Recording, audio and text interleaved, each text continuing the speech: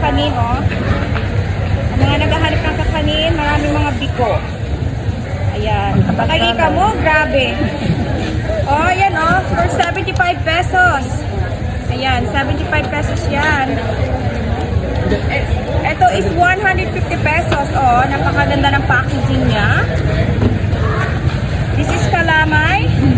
Also for 70 pesos. Ayan. Ito, yung ano nga nang tawag dito? Putuklan. Putuklan. Ayan.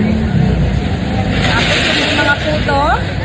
Visit na kayo dito sa Ojongan Market. Ayan. Sobrang dami ng kakanin ngayon dito. Hindi lang flowers, kundi mga kakanin. Masarap na kakanin sa Ojongan.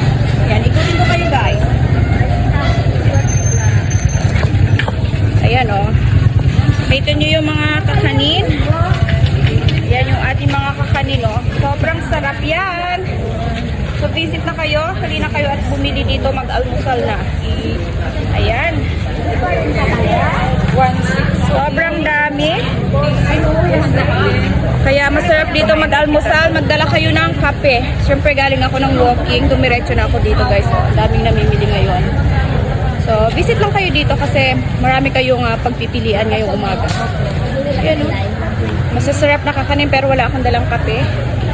So, magti-take out na lang ako. Kabilaan yun guys o. Kabilaan yung mga paninda ng kakanin. So, visit na dito sa Ojongan Market. Available ngayong umaga yung mga kakanin dito. Bye!